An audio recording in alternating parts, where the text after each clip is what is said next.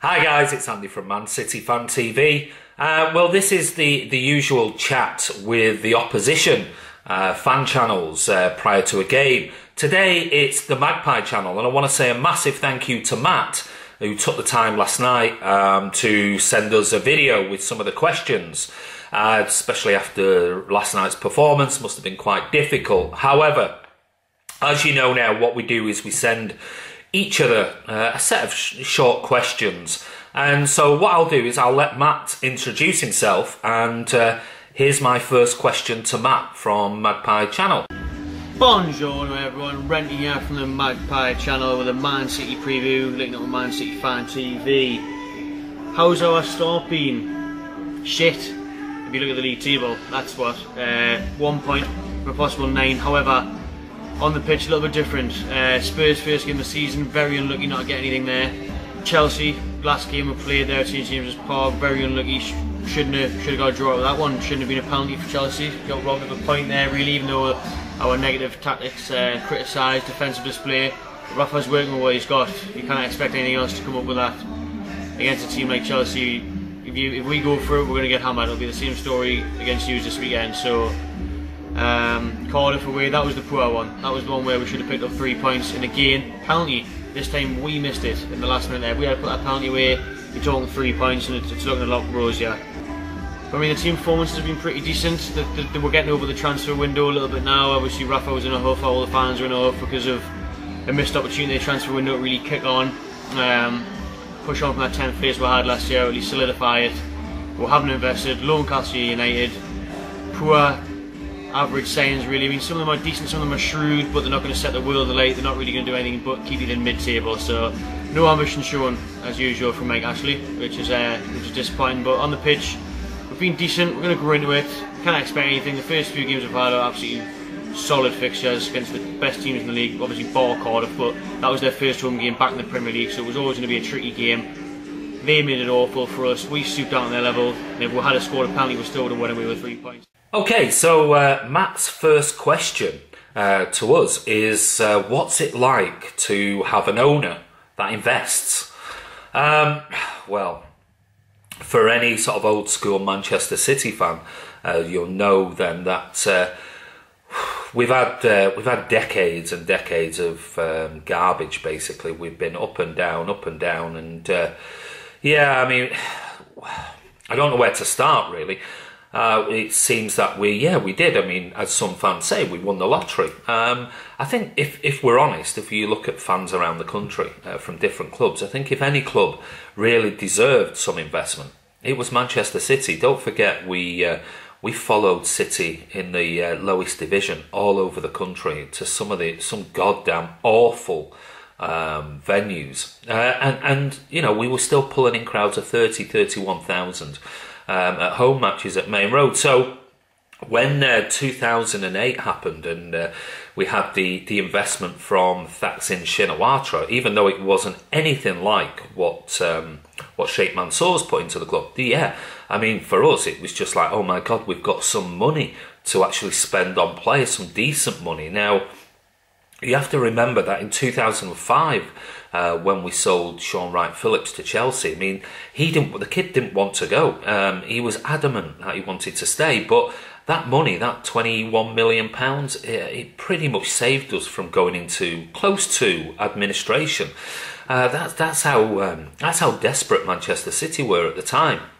If you think of 21 million now, it's 50% of what we'd potentially spend on a fullback. So yeah, I mean, then after the antics of Shinawatra, then obviously Sheikh Mansour came in and ploughed a lot of money. I mean, let's face it, and people always slag us off with regards to buying the league and buying this. You've got to remember where we were in 2008 when Sheikh Mansour came in. There was absolutely no way without massive investment that we could break into the Sky 4. There was just no way. They'd had the jump on us by, what, 10, 15 years?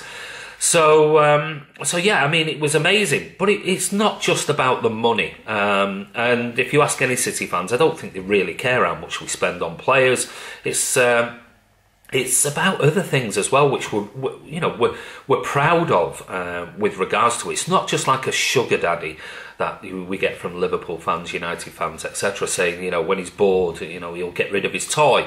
This is a group that have invested heavily, not just in the stadium with the expansion and the expansion that's coming soon in the North Stand as well, but this is a group that have completely transformed a completely run-down area of East Manchester that was getting absolutely no investment in it whatsoever. We built the campus, which is now considered one of the best training campuses and facilities in world football, which then also houses the academy teams, the women's teams, the first team, kids teams, and plus it's also given for free to local community schools and projects during the week. In addition to that, at the time there was an agreement with Manchester City Council that £1 billion from the Abu Dhabi Group would be invested into the local community, with 6,000 new homes and apartments being built. The first 600 were basically private rented. However, the rest are going to be for people who, let's face it, were living in a really run-down area of Manchester City, just the centre, just outside the centre. So it's not just about the investment in the club. That's one thing. The investment in players is another. The training facility is another as well. But as a City fan, I think, old school City fan, what we're most proud about is the investment that has gone into the local community. And it's something to be proud of. And it's a shame that some of the clubs don't do more.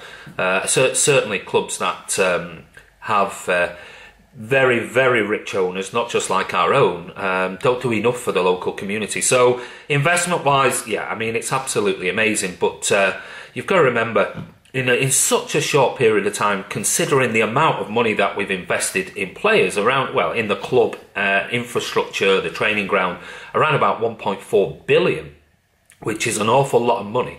I understand that, but you also have to consider the fact that City are now debt free. We have no debt. We have nothing. We haven't done for the last year. So we're now turning over big profits. 500+ million turnover.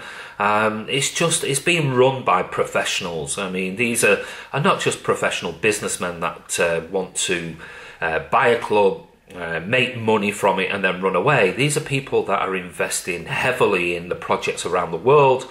So it's sustainable, and that was always the goal of Sheikh Mansour and Khaldoon Al Mubarak, was to make us self-sustaining to the point whereby the money we make, we will invest in players. There'll be no need anymore to actually fund anything, and we've seen that in the proposed kit deal with Puma, around about £50 million a year, and other potential projects. So as far as investment, it's been absolutely wonderful. We're blessed. We're very, very lucky that it's happened to us. But like I said before, I think out of most clubs, City used to be maybe their second team that they looked out for and rooted for, because of where we were. We were no competition to anyone. We had we still got an amazing set of fans, and maybe now a little bit of that with certain clubs has turned to jealousy because we're doing so well, both off and on the pitch. So it's amazing. We're very, very lucky, and we can only thank Sheikh Mansour and the board for where they've got us today. The run doesn't get much easier, to be honest with you. After City, we've got Arsenal at home, but we've got a good record against them, and Emery's been a bit hit and miss. He finally got a win on the weekend there, but I fancy if we get something against Arsenal, I always do. But on Emery it might be different, but I fancy at least a draw there. I still think we'll be eluded by a win, but I'm not sure if we'll get beat out. I'm quite confident for that one. And then we've got Palace and the likes of Leicester, Southampton. Man United is away. There's still some really tough games there. It's not an easy start those first 10 games. How many points will we need from those from after?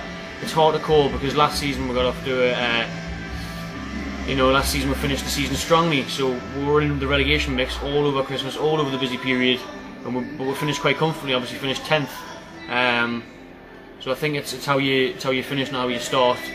So it's hard to call how many points we'll need, but obviously you want them on the board. You don't want to be lingering down there. You don't want morale to be down there. You don't want the team's confidence and spirit to be down there. The fans on your back. So hopefully we start getting some points on the board. But when you look at the likes of City away, nope, not going to be a win. Arsenal at home, probably not.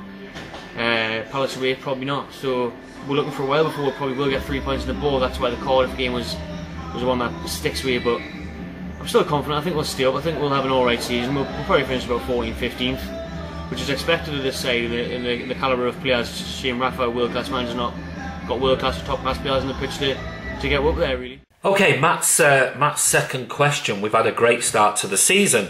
Can we win the quad this season? Absolutely not. No way. I don't think. Forget what people say on social media and other fan channels where they claim Manchester City fans said we'll win the treble and the quad last season. I mean, it's nonsense. We never thought we would win the quad last season and go unbeaten even last season. Never mind winning 4 trophies. It's so difficult because, let's face it, just like the question that I've been asked and others have been asked by other fan channels is, I was asked Champions League or Premier League. Now, if you've seen the previous videos, Premier League every single day of the week. There's no argument about it. For me, winning the Premier League is the bread and butter, and I said that on last week's fan channel preview.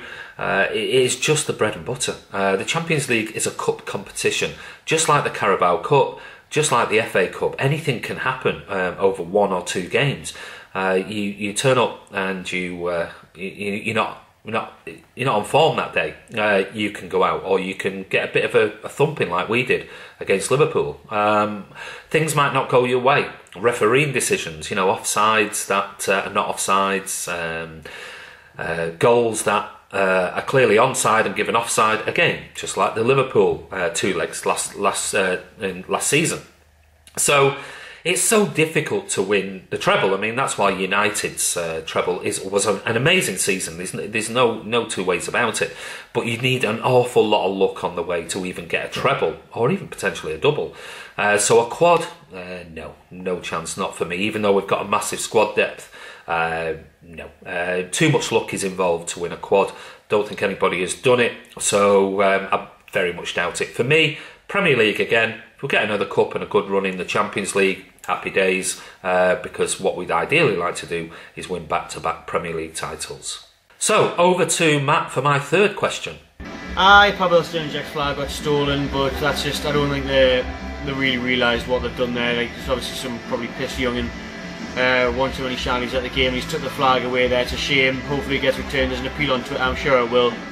And the Richie and Lascelles things, don't believe it, to be honest. I'm not sure about that. Hit and miss reports about that, whether they did have a bust up or not. Obviously Lascelles has said he was injured. The Daily Mirror reporting that it was a bust up between Rafa and Lascelles. Now it's Lascelles and Richie. Lascelles is known on the training ground to be a big force. He pulled Mohamed Diarmi by the scruff of the neck last season, who was absolute dog shit for the club, wasn't trying at all, and then he turned into one of the best players by the end of the season. Fan favourite now, so it can work, it can't as well. Richie's obviously a big player in the dressing room as well, but it's good. I don't mind that. You want that fight and showing that you care on the training pitch and on the field and on match day, So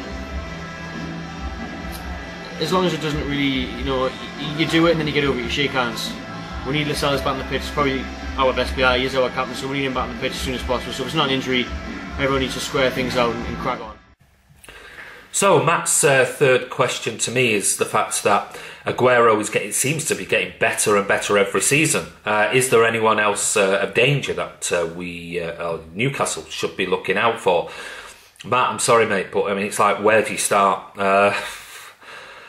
Wing backs, Mendy, Walker, can absolutely destroy your fullbacks if they play to their potential. In midfield, we've got Fernandinho sitting there, just biting into tackles, stopping play. Then we've got the geniuses, the likes of we haven't got Kevin De Bruyne anymore, which I'm sure you're grateful for at this moment in time.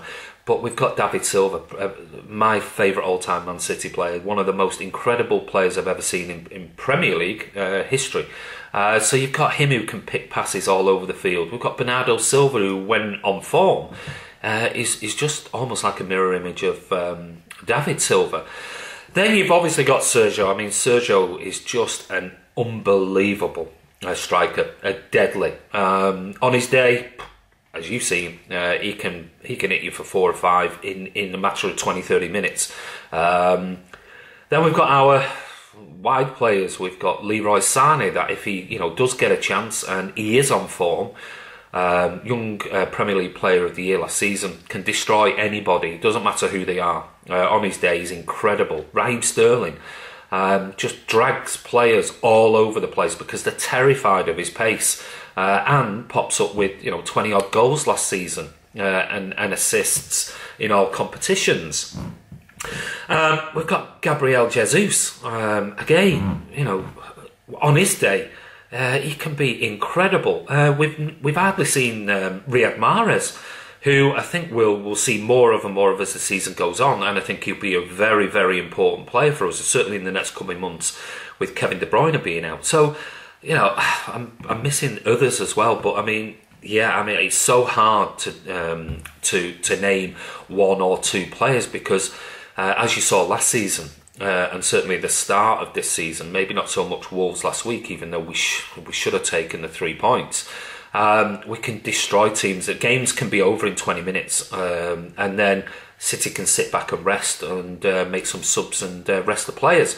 Even though, as fans, we'll say, go out and get 5, 6, 7, 8. I don't think they look at it like that anymore. I think it's more of just conserving energy and making sure that players don't get injured or suspended. So, very difficult, Matt, to name one. I think if David Silva is on his game, if you don't contain him, he completely runs the game. So you're going to have to be very careful of David Silva, certainly on Saturday. So my next question to Matt is... Well, of course, we are massively lucky to have Rafa Benitez as our manager. I couldn't believe he came in the first place. Couldn't believe even more that he fucking stayed when we got relegated, but he did, brought it back up. I do think this will be his last season if Mike actually stays, and I do think Mike actually will stay because he's a businessman and it's a constant money-making machine. Newcastle United for him, with the billboards plastered everywhere and nice little pocketing sales of players and not reinvesting it. So I don't think Rafa will put up that much longer. We are hugely lucky to have a Champions League winner at Newcastle United, and it would be great to see what he could do with the club if he had some decent players at his disposal, because he took the piss poor Championship side to 10th in the Premier League last season. So he could go to most clubs in the world. We've seen him at most clubs, top clubs in the world, in Italy, in Spain, in England. So it's a shame that we're not, matching the fans' ambition and Rafa's ambition, basically. But what's going on with Mike actually is that he doesn't give a shit. He doesn't give a shit about the club. He doesn't give a shit about Newcastle United. He doesn't give a shit about football. He said that before. It's all about making money, and Newcastle United's making him a shitload of money. Obviously, sponsorships everywhere. He's pocketing loads, even off Mitrovic, 22 million this summer, not invested, got Rondon on loan. He's pocketed Sissoko money from the past, he's pocketed Andy Carroll money. You're talking 100 million there, he's off 3 players. It's ridiculous, man. Okay, Matt's next question. My thoughts on Newcastle, Rafa, and Mike Ashley. Well, if we start with Rafa, I was really, really shocked when he went to Newcastle, and I think he's done a really, really good job for you. I think he's an exceptional manager, very, very good, proven, tactically very, very clever as well. I'm surprised you've still got him, if I'm honest, considering that some of the other jobs around the world, not just in the Premier League, have become available. But that's testimony to the man and his loyalty. I really hope he does a good job for Newcastle. I can remember the days of Ginola and Asprilla and all of those wonderful players at Newcastle that brought us incredible football under Kevin Keegan. So I really hope that he stays. But this is linking to sort of Mike Ashley. It's very, very difficult. This from afar, I mean, from inside, let's start with first. I mean, I'm sure it's very difficult for you Newcastle fans with what's going on. And you can look at it and say, he's using the club for his own gains, and he possibly is. But you know, at the end of the day, I think you've also got to counter that, maybe not as equal, is the fact of the amount of money that is invested into the club. I think it's probably best for all concerned if he hurries up and sells it. Whether he will or whether he won't, who knows? You know, if he keeps making money out of it and keeps making demands that he wants 300 or 400 or 450 or whatever it is that he wants for the club, then that might just be sort of countering any potential bids that might come in, whereby he has to. He pretty much, if he says 450 and somebody says, okay, we'll give you that, then he's almost got to put up or shut up, and he's got to sell it. But while the club's still making money, he's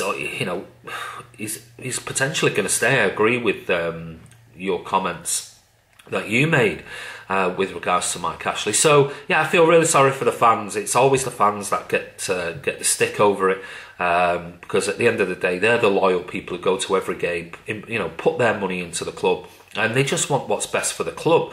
And if that means Mike Ashley selling up and you get a new investor, even though you might turn around and say, you know, better the devil you know, then you know it can only be good and a fresh start for the club itself and for Rafa Benitez as well, because I think he's been really dignified in the way that he's handled himself with all the potential problems surrounding Mike Ashley, lack of investment or in players in particular and all that type of stuff. So yeah, a real shame. Fantastic support up there you guys have got. Follow your team all over the country. You deserve a little bit better, and I hope one day that you're back to where you were in the glory days under sort of Kevin Keegan era. So yeah, they're my thoughts. I don't know much more about it, but I can certainly imagine how you guys are feeling. Okay, so my next question to Matt. Oh, I've had to come outside there because it's getting a bit noisy in 9-ball there before the Forest game. What do I expect against City? 11 players behind the ball for the entire game. That's what I expect. I was trying to hold you down with that. What can you expect with the calibre of players that we've got compared to yours? It's probably not going to last long, but it's damage limitation. It all has to be against the top 4, and it has to be against one of the best teams in the world in City. Yeah, the attacking players you've got, we've got to just sit back. We've got to try and soak the pressure and try and hit you on the counter. It worked slightly last year. We got beat 3-1. Murphy got the goal on the counter.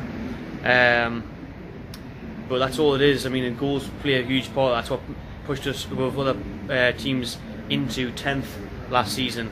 Rafa's tactics, and you might see the negative, but to be fair, he's working with what he's got. So there's no more you can do than that. I think it'll probably be 2-3-0 City. Can't argue with that. You know what I mean? So enjoy yourselves. And your final question, Matt, which is my score prediction for Saturday, 17:30 kickoff at the Etihad.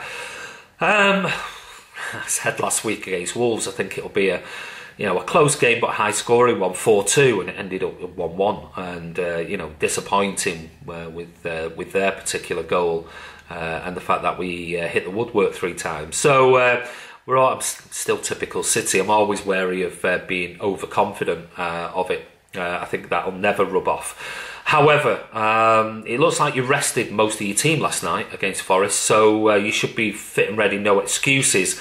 I think you'll probably come and sit back. You'll probably look at what Wolves did, or Rafa certainly will, and he'll try and pack that defence and midfield and hopefully try and counter us on the break. It all depends. I think if we get an early goal at home, we're very, very strong at home. If we get an early goal, that could quickly become 2 or 3. Heads might drop, and it could be 4, 5, 6.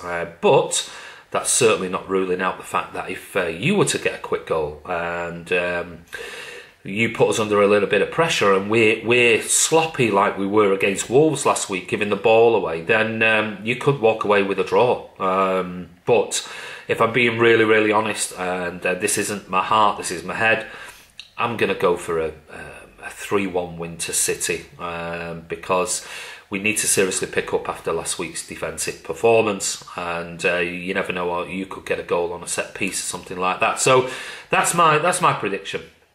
Anyway, what I'd like to say is finally a massive thank you to Matt from the Magpie Channel. Don't forget, guys, if you're a Newcastle fan or a football fan in general, we say this every week, go over and check them out. And yeah, we really appreciate it. And if you're around the Etihad Stadium and you want to come over and see us, then please feel free, Matt, and your mates, to come over and have a chat at Man City Fan TV. Anyway, this is Andy from Man City Fan TV. We'll see you at the game on Saturday, bringing you all the usual pre-match, half-time, post-match interviews, and we'll see you soon.